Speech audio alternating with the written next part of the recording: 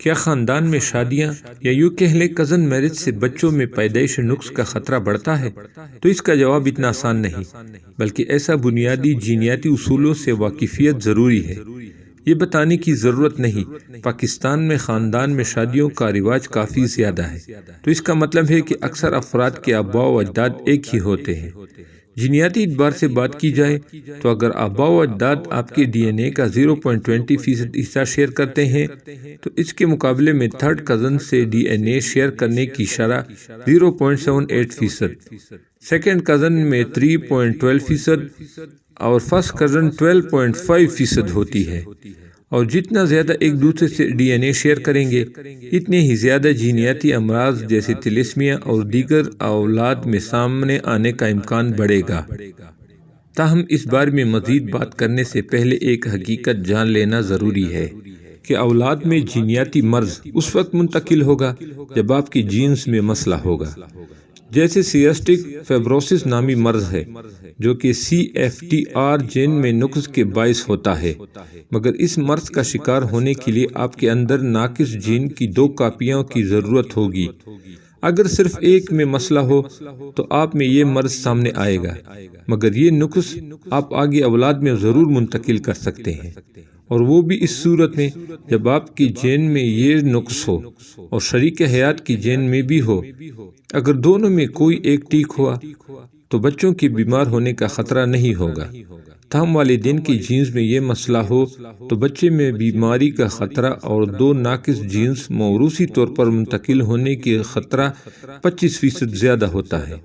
تو اب آپ بات کرتے ہیں کہ کزن میرج خصوصاً فرسٹ کزن، چچا اور تایا کی اولاد میں شادی کتنی خطرناک ہو سکتی ہے، جس کے لیے یہ تخمینہ لگانا ہوگا کہ دونوں کزنز میں ایک جینیاتی مرض کی کاپی کا امکان کتنا ہوتا ہے۔ اس کا حساب کتاب تو کافی پیچیدہ ہے، مگر سائنسدانوں کے مطابق کزن میرج سے بچوں میں کسی موروثی مرض کا خطرہ 4 سے 7% تک ہوتا ہے، جبکہ عام آبادی میں یہ 3 سے 4% ہے۔ سننے یا پڑھنے میں کچھ زیادہ فرق نہیں، مگر تو صرف ایک جینیاتی مرض کی بات ہے،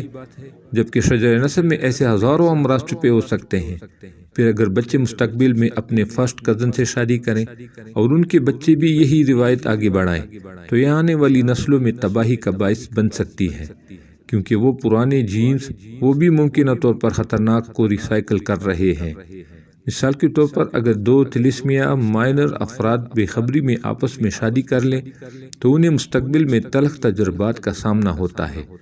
اور ان کے ہاں پیدا ہونے والے اولاد کو تلیسمیا میجر ہو جاتا ہے۔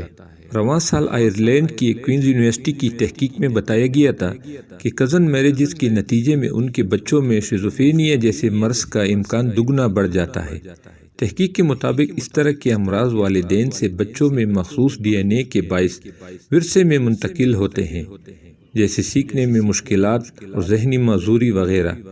دنیا میں ہر 10 میں سے 1 بچے کے والدین ایک دوسرے کے رشتہ دار ہوتے ہیں۔ محققین کا کہنا تھا کہ تحقیق کے نتائج چونکا دینے والے ہیں، کیونکہ عام طور پر کسی شخص میں شیزوفرینیا کا خطرہ 0.3 سے 0.66% تک ہوتا ہے، تاہم رشتہ داروں کی آپس شادیوں سے یہ خطرہ 0.6% سے 1.32% تک بڑھ جاتا ہے۔ اس طرح عام افراد میں ڈپریشن کا خطرہ زندگی میں 10% تک ہوتا ہے، مگر کزن میرجز کے نتیجے میں یہ خطرہ 30% تک پہنچ جاتا ہے۔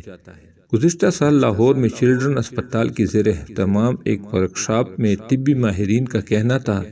کہ میڈیکل کی اصطلاح میں LSD کہلائی جانے والی جینیاتی بیماری سے نامولود بچے متاثر ہو رہے ہیں، اس لیے کزنز کے درمیان یا خاندان میں شادی کے رجحان کی حوصلہ شکنی ہونی چاہیے۔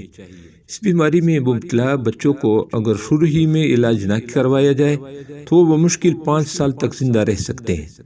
LSD کے علاج سے بچوں میں اموات میں کمی لائی جا سکتی ہے، لیکن یہ بہت مہنگا علاج ہے۔ تو جہاں تک کزن سے شادی کی بات ہے تو ایسا کرنے میں کوئی برائی نہیں اگر طبی معائنہ کرا کے جینیاتی امراض کے خطرے کی جانچ پڑتال کی جائے، تاہم اسے خاندانی روایت بنانے سے گریز کرنا چاہیے۔ صحیح بخاری میں حضرت جابر بن عبداللہ رضی اللہ تعالیٰ عنہ سے روایت ہے کہ رسول اللہ صلی اللہ علیہ وآلہ وسلم ہمیں اپنے تمام معاملات میں استخارہ کرنے کی اس طرح تعلیم دیتے تھے جس طرح قرآن کی کوئی صورت سکھلاتے۔ اللہ تبارک تعالیٰ ہمیں اپنے تمام امور میں درست فیصلے کرنے کی توفیق عطا فرمائے، آمین۔